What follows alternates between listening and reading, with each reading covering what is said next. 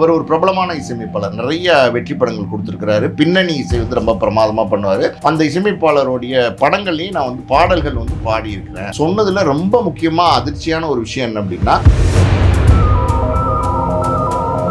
அந்த ஸ்டுடியோவில் நான் ஒரு இரவு வேலை பார்த்துட்டு இருக்கும்போது அந்த மியூசிக் டைரக்டர் திடீர்னு உள்ள வந்தாரு. கதவை பூட்டி மேல்தாப்பால் போட்டுட்டு எனக்கு வந்து எப்படின்னா செக்ஷுவல் அபியூஸ் பண்ணாரு. என்னைய நான் எவ்வளவோ தடுத்து பார்த்தும் கூட பார்த்தீங்கன்னா அந்த சிசிடிவி கேமரால வந்து கேப்சர் ஆகிற அந்த ஒலியை காப்பி பண்ணி லேப்டாப்ல போட்டு ரசிப்பாரு. ஒரு காம பார்வை, ஒரு மாதிரி தவறான ஒரு நடந்த அன்னைக்கே நீங்க வந்து போலீஸ் ஸ்டேஷன் போயிருக்கணும். ரெண்டு பேரும் ஒத்துழைச்சு அட்ஜஸ்ட்மெண்ட் அப்படின்னு சொல்லுவாங்க.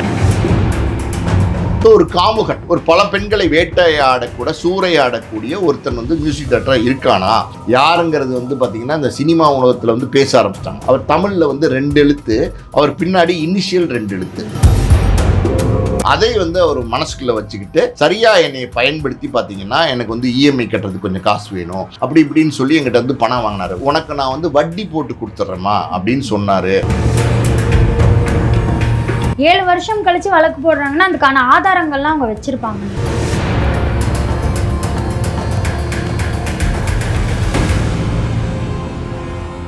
காண்டம் மீடியா நேயர்களுக்கு வணக்கம். நான் உங்கள் விஜயாஸ்மின். இன்னைக்கு நம்ம கூட சினிமா விமர்சகர் மற்றும் ஆஸ்கார் மூவிஸ் ப்ரொடியூசர் பாலாஜி பிரபு சார் அவர்கள் தான் இருக்காரு. வணக்கம் சார். வணக்கம். எப்படி சார் இருக்கீங்க? நல்லா இருக்கேம்மா. சார், பாடகி ஸ்வகதா அவங்கள நிறைய பேருக்கு தெரியும். ஒரு 7 வருஷத்துக்கு முன்னாடி ஒரு நிறைய பாட்டெல்லாம் பாடி ட்ரெண்டும் ஆயிருக்காங்க. திடீர்னு ரீசெண்டாக அவங்க காணாமல் போயிருந்தாங்க.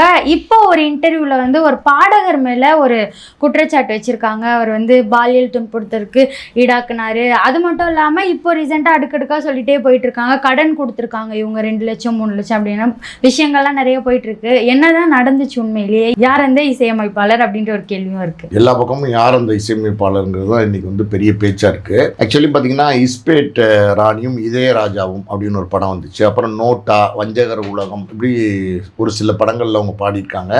200 பாடல் பாடியிருக்கிறதா சொல்றாங்க. எனக்கு தெரியல 200 பாடல்கள் பாடியிருக்காங்களா அப்படின்றது. அவங்க ஸ்வாகதா அப்படிங்கிற பேரே பார்த்தீங்கன்னா நான் இப்போ 2 நாளைக்கு முன்னாடி தான் கேள்விப்படுறேன். இந்த பாலியல் புகார் அந்த மியூசிக் டைரக்டர் மேலே சொல்லியிருக்கிறாங்க. யார் அந்த பாடகி அப்படின்னு பார்க்கும்போது தான் அவங்க வந்து இப்படி வந்து தமிழ் சினிமாவில் 200 பாடல்கள் பாடியிருக்கிறாங்க. 7 வருஷத்துக்கு முன்னாடி ஒரு பிரபலமான பாடகியாக இருந்ததாக சொல்கிறாங்க. இன்றைக்கி வந்து பார்த்திங்கன்னா 7 வருஷமாக வந்து தமிழ் சினிமாவிலேருந்து ஒதுங்கி இருக்காங்க. இப்போ ரிஷிகேஷில் இருக்காங்க. ஒரு பிரபலமான ஒரு யூடியூபருக்கு, பெண் யூடியூபருக்கு பார்த்திங்கன்னா அவங்க பேட்டி கொடுத்துருக்காங்க 2 நாளைக்கு முன்னாடி. அதில் அவங்க சொல்லியிருக்கிற விஷயங்கள்லாம் ரொம்ப அதிர்ச்சியான விஷயங்களாக இருக்குது. அது என்ன அப்படின்னா, ஒரு இசையமைப்பாளர், இளம் இசையமைப்பாளர், அந்த இசையமைப்பாளர் வந்து ஸ்டுடியோவில் வந்து நான் வேலை பார்த்தேன். A to Z எல்லா வேலையும் நான் பார்த்தேன். அதாவது வந்து ஆர்கனைஸ் பண்ணுறதுலேருந்து, கம்போஸ் பண்ணி கொடுக்குறதுலேருந்து, சவுண்ட் இன்ஜினியராக இருக்கிறதுலேருந்து பல வேலைகள் பார்த்தேன். அவர் ஒரு பிரபலமான இசையமைப்பாளர், நிறைய வெற்றி படங்கள் கொடுத்துருக்கிறாரு. பின்னணி இசை வந்து ரொம்ப பிரமாதமாக பண்ணுவார். அந்த இசையமைப்பாளருடைய படங்கள்லையும் நான் வந்து பாடல்கள் வந்து பாடியிருக்கிறேன் அப்படின்னு அவங்க சொல்லியிருக்காங்க. அவங்க சொன்னதில் ரொம்ப முக்கியமாக அதிர்ச்சியான ஒரு விஷயம் என்ன அப்படின்னா, நான் அந்த ஸ்டுடியோவில் 7 வருஷத்துக்கு முன்னாடி வேலை பார்க்கும்போது ஒரு நாள் வந்து அந்த எப்படி சொல்லுவது ரெக்கார்டிங் ஸ்டுடியோன்னு சொல்லுவாங்க. அது முழுக்க சவுண்டு ப்ரூஃப் பண்ணியிருப்பாங்க. அதாவது வெளியிலேருந்து சத்தம் உள்ளே வராது. உள்ளேருந்து நீங்கள் பேசுனீங்கன்னா கூட சத்தம் வெளியில் போகாது. ஸோ ரொம்ப சவுண்டு ப்ரூஃப் பண்ண ஸ்டுடியோ. அது காரணம் என்னென்னா, பாடல்கள் பதிவு பண்ணும்போதோ இல்லை ரீரெக்கார்டிங் பண்ணும்போதோ வேறு வெளி சத்தங்கள் உள்ளே வந்துடக்கூடாது அப்படிங்கிறதுனால சவுண்ட் ப்ரூஃப் பண்ணுவாங்க. அந்த ஸ்டுடியோவில் நான் ஒரு இரவு வேலை பார்த்துட்டு இருக்கும்போது அந்த மியூசிக் டைரக்டர் திடீர்னு உள்ளே வந்தார். கதவை பூட்டி மேல்தாப்பால் போட்டுட்டு எனக்கு வந்து எப்படின்னா செக்ஷுவல் அபியூஸ் பண்ணார். என்னைய நான் எவ்வளவோ தடுத்து பார்த்தும் கூட பார்த்தீங்கன்னா அந்த அசம்பாவிதத்தை என்னால் தடுக்க முடியல. நான் கத்தி கதறலாம் அப்படின்னு பார்த்தா அது சவுண்ட் ப்ரூஃப் ஸ்டுடியோவாக இருந்துச்சு. அதனால் வெளியில் யாருக்குமே கேட்கறதுக்கு வாய்ப்பு இல்லை. அதுவும் அந்த நேரத்தில் வந்து என்னையும் அந்த இசையமைப்பாளரை தவிர வேறு யாரும் அந்த ஸ்டுடியோவில் இல்லை அப்படிங்கிறத அவங்க சொல்லியிருக்காங்க. இதெல்லாம் பார்த்தீங்கன்னா சிசிடிவி இருக்கும், அந்த ரூமில் சிசிடிவி இருக்கும். அந்த சிசிடிவி கேமராவில் வந்து கேப்சர் ஆகிற அந்த ஒலியை அதை வந்து பார்த்தீங்கன்னா அவர் வந்து காப்பி பண்ணி அவருடைய லேப்டாப்பில் போட்டு ரசிப்பார். இது எனக்கு மட்டும் நடக்கலை. இது பல பெண்கள், பாடல்கள் பாட வந்த பல பெண்களுக்கு, பாடல்கள் பாடுறதுக்கு வாய்ப்பு கேட்டு வந்த பல பெண்களுக்கு இந்த மாதிரி நடந்திருக்கு. அதுவும் இல்லாமல் பார்த்தீங்கன்னா கோரஸ் பாட வருவாங்க சின்ன பசங்க, சின்ன பெண்கள். ஒரு உதாரணத்துக்கு 10 வயசு 12 வயசு உள்ள பெண்கள் வந்து கோரஸ் பாட வருவாங்க. அந்த பெண்களுடைய வீடியோஸையும் பார்த்தீங்கன்னா அந்த சிசிடிவியில் பதிவான ஃபுட்டேஜை வந்து காப்பி பண்ணி பார்த்து ரசிப்பார். அவருடைய பார்வையே ரொம்ப தப்பாக இருக்கும். ஒரு காம பார்வை, ஒரு மாதிரி தவறான ஒரு கண்ணோட்டத்தோட பார்ப்பாரு. இது வந்து தொடர்ந்து அவர் பண்ணிட்டு இருக்காரு அப்படின்னு சொல்கிறாங்க. இன்னொரு பக்கம் பார்த்தீங்கன்னா எப்ஸ்டீன் ஃபைல்ஸ் இருக்கு இல்லையா, அதுக்கு ஈக்குவலாக பார்த்தீங்கன்னா சென்னையில் வந்து இது நடந்துட்டு இருக்கு. அந்த அளவுக்கு வந்து ஒரு காம கொடூரன், பல பெண்களுடைய வாழ்க்கையை வந்து சிதைச்சு வீணாக்கினவர் தான் அந்த மியூசிக் டைரக்டருங்கிற ஒரு அதிர்ச்சியான விஷயத்தை வந்து சமீபத்தில் சொல்லியிருக்காங்க. ஆனால் யார் அந்த மியூசிக் டைரக்டர் அப்படிங்கிறத அந்த பேட்டி முடிகிற வரைக்குமே அவங்க வந்து எங்கேயுமே பதிவு பண்ணலை. அந்த நெறியாளர் கேட்குறாங்க, யார் அந்த மியூசிக் டைரக்டர் சொல்ல முடியுமா அப்படின்னு கேட்கும்போது அதை நான் சொல்ல விரும்பலை அப்படின்னு சொல்கிறாங்க. கூடிய சீக்கிரம் அவங்க மேலே வந்து வழக்கு பதிய போகிறேன், அவங்க மேலே வந்து சட்டப்படி நடவடிக்கை எடுக்க போகிறேன்றதை அவங்க சொல்கிறாங்க. பட் ஏன் வந்து இது இவ்வளோ காலதாமதமாக சொல்கிறாங்க? 7 வருஷத்துக்கு முன்னாடி நடந்த விஷயம் 7 வருஷம் கழித்து ஏன் சொல்கிறாங்க அப்படிங்கிறது அதிர்ச்சியான விஷயமா இருக்குது. ரெண்டாவது பார்த்தீங்கன்னா, ஒருத்தர் தவறானவர் அப்படின்னா அவர் மேலே சட்டப்படி நடவடிக்கை எடுக்கணும், அவர் தண்டனை வாங்கி கொடுக்கணும் அப்படின்னா போலீஸ் ஸ்டேஷனில் தான் போய் கம்ப்ளைண்ட் கொடுக்கணும். நீங்கள் சட்டத்தை தான் நாடணும். நீங்கள் வந்து இப்போ யூடியூப்பில் பேட்டி கொடுக்குறதுனால இது என்ன ஆயிரும்? இன்றைக்கி வந்து பார்த்திங்கன்னா அது வந்து பெரிய சர்ச்சையாயிருக்கு. எல்லாரும் வந்து யார் அந்த இசையமைப்பாளர்னு கேட்குறாங்க. ஒரு பக்கம் பாடகி வந்து சுவாகத்தா அப்படி பாதிக்கப்பட்டது உண்மையா அப்படிங்கிறதும் பேசுகிறாங்க. ஸோ விவாதங்கள் தான் நடக்குதே தவிர இது வந்து எப்படி சொல்லுது, இதுக்கு சொல்யூஷன் கிடைக்காதுங்கிறது தான் உண்மை. சார், இது மூலிமா என்ன சொல்கிறாங்கன்னா, பாடகி வந்து இசையமைப்பாளர்னு சொல்கிறாங்க, அவர் பேரை சொல்லியிருக்கலாம், இல்லைனா கோர்ட்டுக்கு போயிருக்கலாம். இப்போ வந்து இது வந்து ஒரு இன்டர்வியூவில் சொல்கிறதுக்கான காரணம் என்னன்னு சொல்லும்போது, இவங்க வந்து பணம் பறிக்கிறதுக்காக தான் இப்படி பண்ணுறாங்க. அந்த மியூசிக் டைரக்டரை பழி வாங்கணும், இல்லைனா அவர்கிட்டேருந்து பிளாக்மெயில் பண்ணி பணம் பிடுங்கணுன்றதுக்காக தான் இவங்க ஒரு விஷயம் பண்ணுறாங்கன்னு சொல்கிறாங்க. இது உண்மையாக இருக்க வாய்ப்பு இருக்கா?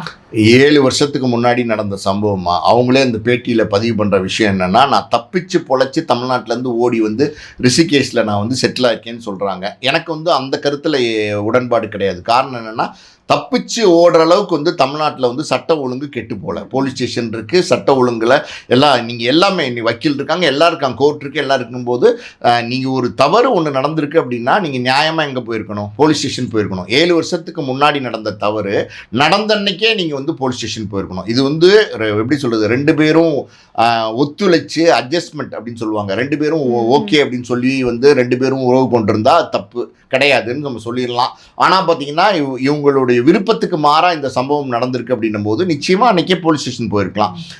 ஒரு பெண், அவங்க வந்து பார்த்தீங்கன்னா ஒரு 4 சகோதரிகளோடு பிறந்திருக்கிறாங்க. ஒரு சகோதரி பார்த்தீங்கன்னா மாயா, அவங்க இந்த பிக் பாஸில் நடித்தாங்கல்ல, அவங்க வந்து ஒரு பிரபலமான ஆளாக இருக்காங்க. அது இல்லாமல் பார்த்தீங்கன்னா அவங்க துணிச்சலான பெண்ணாக இருக்காங்க. அப்படின்னும் போது ஒரு சகோதரி மாயா இருக்காங்க, இன்னும் 2 சகோதரிகள் இருக்காங்க, அவங்க அம்மா அப்பா இருக்காங்க, சொந்தக்காரவங்க இருக்காங்க, நண்பர்கள் இருக்கிறாங்க. இவங்க எல்லாரும் இருக்கும்போது இவங்க வந்து பாதிக்கப்பட்டிருக்காங்க. உண்மையாலுமே பார்த்தீங்கன்னா இவங்க அந்த பேட்டி கொடுக்கும்போதே அந்த சம்பவத்தை நினைவு கூறும்போது அவங்க கை நடுங்குது, ஒரு மாதிரி பதட்டப்படுறாங்க, அழுகிறாங்க, இதெல்லாம் நடக்குது. ஸோ ஒரு உடல் அளவில் ஏற்பட்ட பாதிப்பு இந்த பெண்ணுக்கு வந்து மனதளவில் ஒரு காயத்தை உண்டு பண்ணியிருக்கும். ஒரு வடுவாக அது வந்து தங்கி இருக்குமா அப்படின்னா வாய்ப்பு இருக்குது. ஏன்னா வந்து இது எப்படின்னா ஒரு கசப்பான சம்பவம், அது அவங்களே விரும்பாமல் நடந்த சம்பவம்.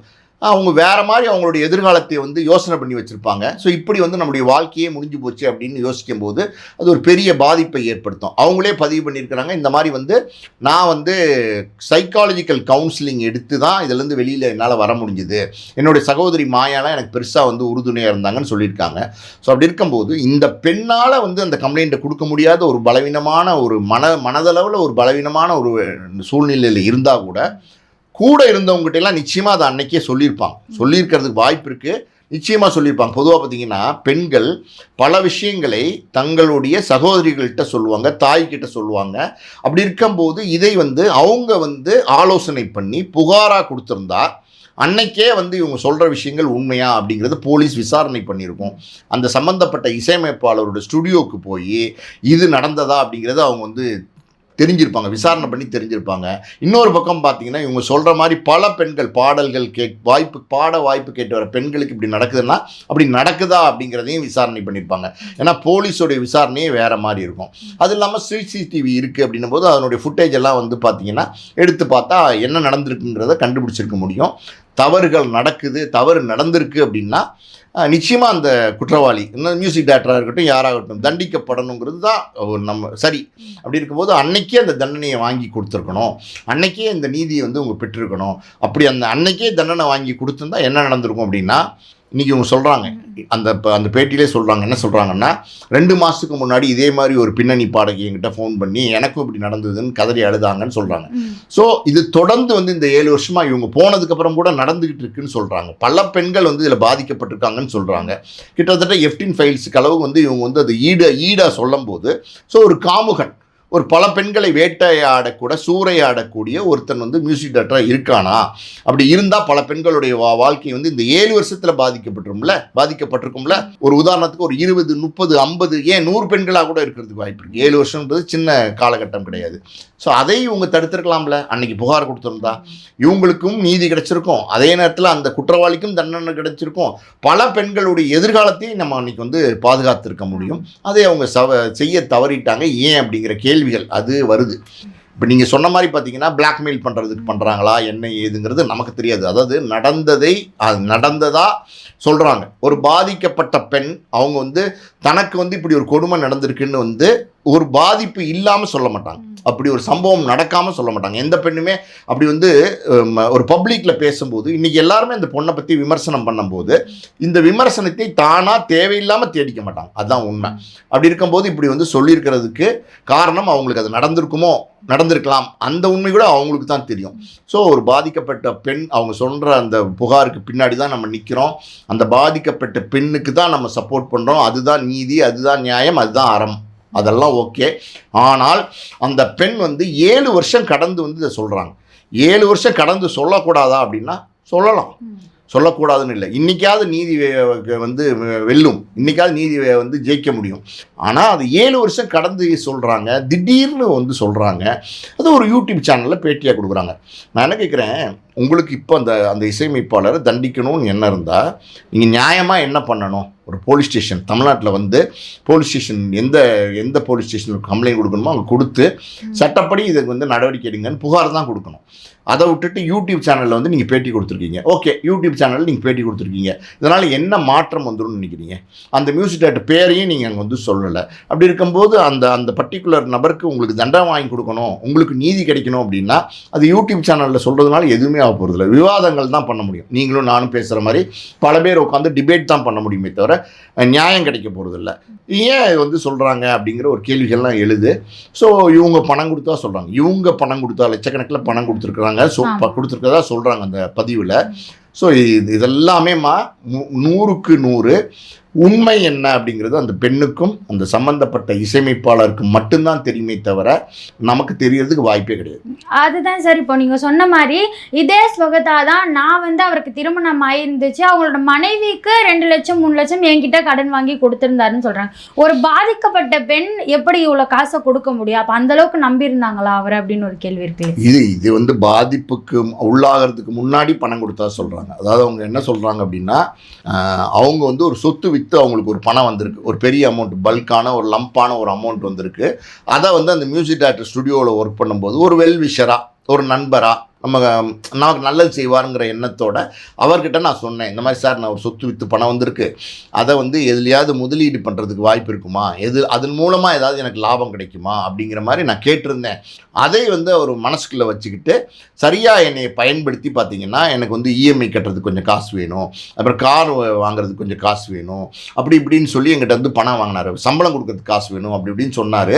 அப்போ ஒவ்வொரு தடவையும் நான் பணம் கொடுக்கும்போது உனக்கு நான் வந்து வட்டி போட்டு கொடுத்துட்றேம்மா அப்படின்னு சொன்னாரு. ஸோ இன்ட்ரெஸ்ட்னா எப்படின்னா, நீங்கள் ஒரு உதாரணத்துக்கு 1 லட்சம் கொடுத்தீங்க அப்படின்னா ஒரு 3 ரூபா வட்டின்னு கொடுத்தா கூட மாதத்துக்கு ஒரு 3000 வரும். ஸோ மாதத்துக்கு ஒரு 3000 வருதுன்னும் போது ஒரு வருமானம் தானே. ஸோ அப்படி வந்து இவங்க வந்து நம்பி ஏமாந்து கொடுத்துட்டாங்களா, அதாவது ஒரு ஆசை வார்த்தையில் வந்து நம்பி ஏமாந்து கொடுத்துட்டாங்களா? நடக்குது, பல இடங்களில் வந்து இந்த மாதிரி நடக்கும். நீங்கள் ஒன்றுமே இல்லை, இப்போ ஒரு பக்கத்து வீட்டுக்காரரு இருக்காருன்னு வச்சுக்கோங்க, அவர் ஏதோ சொல்கிறாரு, எனக்கு வந்து பார்த்தீங்கன்னா போனஸாக ஒரு 1 லட்சம் கிடச்சிருக்கு அப்படின்னு சொன்னார்னா, பக்கத்தில் இருக்கிற வீட்டுக்காரர் வந்து அப்படியா, எனக்கு வந்து நீங்கள் வந்து ஒரு பிஸ்னஸ்க்கு தேவைப்படுது, நீங்கள் 1 லட்சம் கொடுக்குறீங்களா, உங்களுக்கு ஒரு 5 ரூபா வட்டி தரேன், மாதம் 5000 ரூபா தரேன் அப்படின்னு சொல்லி கேட்பாங்க. வழக்கமாக ஏமாத்துற நோக்கத்துலையும் கேட்பாங்க, உண்மையாலுமே தொழில் செய்கிற நோக்கத்துலையும் கேட்பாங்க. அப்போ என்ன நினைப்பாங்க, பக்கத்து வீட்டுக்காரர் தானே, நமக்கு தெரிஞ்சவர் தானே, சரி கொடுக்கலாமே, மாதம் 5000 ரூபா வருது அப்படின்னு சொல்லி கொடுத்துருவாங்க. ஸோ பல நேரங்கள் அந்த பணம் வராமல் போயிடும். அப்படி வந்து இவங்க ஏமாந்து கொடுத்தாங்களா அப்படின்னு நமக்கு தெரில. அவங்க வந்து இஎம்ஐ கொடுத்தது, அப்புறம் பார்த்தீங்கன்னா வேலை பார்க்குறவங்களுக்கு சம்பளம் இல்லைன்னு கேட்டப்ப கொடுத்தது, அதெல்லாம் ஓகே. ஒரு காஸ்ட்லி கார், கிட்டத்தட்ட அவர் வச்சுருக்கிறது வந்து மிகப்பெரிய ஒரு விலை உயர்ந்த கார்னு சொல்கிறாங்க. அந்த மியூசிக் டைரக்டர் யாருங்கிறது வந்து பார்த்திங்கன்னா இந்த சினிமா உலகத்தில் வந்து பேச ஆரம்பிச்சிட்டாங்க. அவர் வந்து நம்ம ஒரு க்ளூ சொல்லணும் அப்படின்னா, அவர் தமிழில் வந்து 2 எழுத்து, அவர் பின்னாடி இனிஷியல் 2 எழுத்து, அதுதான் அந்த மியூசிக் டைரக்டர் தான் சொல்கிறாங்க. ஸோ நம்ம அவர் அந்த பெண்மணியே வந்து பேரை சொல்லாதப்ப நம்மளும் பேரை சொல்கிறது வந்து சரியாக இருக்காது. அந்த காஸ்ட்லி கார் வாங்குறதுக்கு 1 கோடி ரூபான்னு வச்சுக்கோங்களேன், அதுக்கு இவங்க 10 லட்ச ரூபா கொடுக்குறாங்கன்னா அது அபத்தமாக தெரியுது. ஒரு கஷ்டத்தில் இருக்கிறாங்க, காசு கேட்குறாங்கன்னா ஓகே. இப்போ ஒன்றுமே இல்லை, இப்போ நீங்களே இருக்கீங்க, சார் என்னுடைய தெரிஞ்ச ஒரு தோழிக்கு வந்து ஃப்ரெண்டுக்கு வந்து காலேஜ் ஃபீஸ் கட்ட முடியல, ஒரு 5000 தேவைப்படுது, இல்லை ஒரு 10,000 தேவைப்படுது, ஒரு கொடுத்து உதவ முடியுமான்னு கேட்டால் சரி பரவாயில்ல, ஒரு படிப்புக்கு தானே, யாரோ ஒரு ஏழை பெண்ணுக்கு தானேன்னு கொடுப்பாங்க யாராக இருந்தாலும். நீங்களே இப்போ வரீங்க, ஒன்றும் இல்லை சார் எங்கள் அண்ணன் வந்து ஒரு ரேஸ் பைக் வாங்கணுங்கிறான், 5 லட்ச ரூபா ஆகுது, நீங்கள் உங்களால் முடிஞ்சது ஒரு 50,000மோ 1 லட்சமோ கொடுத்தா நல்லாயிருக்கும் சார்னு சொல்லி கேட்டால் நான் தருவோமா? மாட்டோம்ல. அந்த மாதிரி தான் ஒரு காஸ்ட்லி கார் வாங்கணும்னு கேட்கும்போது இவங்க ஏன் கொடுத்தாங்க, கொடுக்கறதுக்கு மறுத்துருக்கலாம்ல. ஸோ அதெல்லாம் வந்து சில கேள்விகள்லாம் இருக்குமா, இல்லைன்னு நம்ம சொல்ல முடியாது. முழுக்க இதில் வந்து நமக்கு சந்தேகங்கள் இல்லாமலாம் இல்லை. ஆனாலும் மறுபடியும் பதிவு பண்ணுற ஒரு விஷயம் என்னென்னா, அந்த உண்மை அப்படிங்கிறது வந்து அந்த 2 பேருக்கு மட்டும்தான் தெரியும். சார் கடைசியாக அவங்க வந்து வழக்கு பதிவு பண்ணுவேன், அவர் மேலே நான் வழக்கு போடுவேன்னு சொல்கிறாங்க. 7 வருஷம் கழித்து வழக்கு போடுறாங்கன்னா அதுக்கான ஆதாரங்கள்லாம் அவங்க வச்சுருப்பாங்கன்னு நினைக்கிறீங்க? இருக்கலாம், அவங்க சொல்கிறாங்க ஆதாரங்கள் இருக்குங்கிறாங்க. 7 வருஷத்துக்கு முன்னாடி என்ன ஆதாரங்கள் இருந்துச்சுன்னு நமக்கு தெரில. ஒரு ஃபோட்டோவோ இல்லை ஒரு வீடியோ ரெக்கார்டிங்கோ இருந்தால் மட்டும்தான், இல்லை ஒரு தொலைபேசி உரையாடலோ இது மாதிரி ஏதாவது இருந்தால் மட்டும்தான் அந்த சொல்கிற அந்த புகார் வந்து ஆணித்தரமாக நிற்கும். அந்த இசையமைப்பாளர் மேலே நடவடிக்கை எடுக்கிறதுக்கு வழிவகுக்கும். ஸோ அந்த மாதிரி எதுவும் ஆதாரங்கள் இவங்க வச்சுருக்காங்களான்னு நமக்கு தெரில. சும்மா வாய் வார்த்தையால் சொல்லணும் அப்படின்னா அன்னைக்கே சொல்லியிருக்கணும். சூட்டாக நீங்கள் சொல்லியிருந்தீங்கன்னா அன்னைக்கு என்ன நடந்திருக்குன்றது விசாரிச்சிருப்பாங்க. உண்மைகள் இருந்தால் அந்த இசையமைப்பாளரை கைது பண்ணியிருப்பாங்க, தண்டனை வாங்கி கொடுத்துருப்பாங்க. இப்போ 7 வருஷம் கழித்து சொல்லும்போது பல தடயங்கள் அழிஞ்சு போயிருக்கும், எல்லாமே அழிஞ்சு போயிருக்கும், எல்லாமே மாறி போயிருக்கும். இவங்களே வந்து ரிஷிகேஷில் போய் உட்காந்துருக்கிறதா சொல்கிறாங்க 7 வருஷமாக. ஸோ இப்போ வந்து இவங்க சொல்லக்கூடிய புகாரில் என்ன அழுத்தம் இருக்க போகுது அப்படின்னு எனக்கு தெரில. ஸோ இவங்க கொடுக்கக்கூடிய ஆதாரங்கள் வந்து ரொம்ப ஸ்ட்ராங்காக இருந்துச்சுன்னா நிச்சயமாக அது வந்து உடனே நடவடிக்கை எடுப்பாங்க. பட் இருந்தாலும் எப்படின்னா தும்ப விட்டுட்டு வாழை பிடிக்கிறதுன்னு சொல்லுவாங்கள்ல, அந்த நேரத்தில் செஞ்சுருக்க வேண்டிய விஷயத்தை இன்றைக்கி செய்யணும்னு நினைக்கிறாங்க. இன்றைக்கி அந்த மியூசிக் டைரக்டர் தண்டனை வாங்கி கொடுக்கணும்னு நினைக்கிறாங்க. அதெல்லாம் சரி. ஏன் வாங்கி கொடுக்கணும் 7 வருஷத்துக்கு அப்புறம் திடீர்னு அப்படின்றது கேள்வி தான், மறுபடியும் கேள்வி தான். இருந்தாலும் 7 வருஷம் கழிச்சாலும், அதாவது வந்து லேட்டாக வந்து கிடைச்சாலும் நீதி வெல்லணுங்கிறது தான் சரி. ஒரு பெண்ணுக்கு வந்து நடந்த அநீதிக்கு வந்து நியாயம் கிடைக்கணுங்கிறது தான் சரி. அது இப்போயாவது அவங்க புகார் கொடுக்கணும். அவங்க புகார் கொடுக்கணும்னு புகார் கொடுப்பேன்னு சொல்லிட்டாங்க. யூடியூப்பில் சொல்லியே 4-5 நாள் ஆச்சு, இன்னும் வந்து புகார் கொடுத்த மாதிரி தெரில. இப்போ எல்லா பக்கம் பேசிகிட்டு இருக்காங்க தமிழ் சினிமாவில். அந்த மியூசிக் டைரக்டர் யார், இந்த சுவாகதா பாதிக்கப்பட்டது உண்மையாக, அப்படி எல்லாருமே டிபேட் பண்ணிட்டு இருக்காங்க. அந்த பெண் வந்திருக்கலாமே, என்ன ரிஷிகேஷ்லேருந்து வர முடியாதம்மா, ஃப்ளைட் பிடிச்சா நேரம் இங்கே வந்து இறங்கலாம், ஒரு 2 மணி நேரம் 3 மணி நேரத்தில் ரெஸ்ட் எடுத்துகிட்டு நேராக காவல் நிலையத்துக்கு ஒரு வக்கீலோடு போய் ஒரு புகார் கொடுத்தா வேலை முடிஞ்சு போச்சு. டக்குன்னு வந்து சட்டப்படி வந்து அவங்க புகாரை மேலே நடவடிக்கை எடுக்க ஆரம்பிச்சிருவாங்க. ஸோ அதை இன்னும் கூட அவங்க செய்ய போகிறதா சொல்லியிருக்கிறாங்க, இன்னமும் செய்யாமல் இருக்கிறாங்க. சீக்கிரமாக செய்யணும் அப்படிங்கிறது தான் நம்மளுடைய வேண்டுகோள். சினிமா சம்மந்தப்பட்டு நிறைய விஷயங்களை பகிர்ந்ததுக்கு நன்றி சார். நன்றி.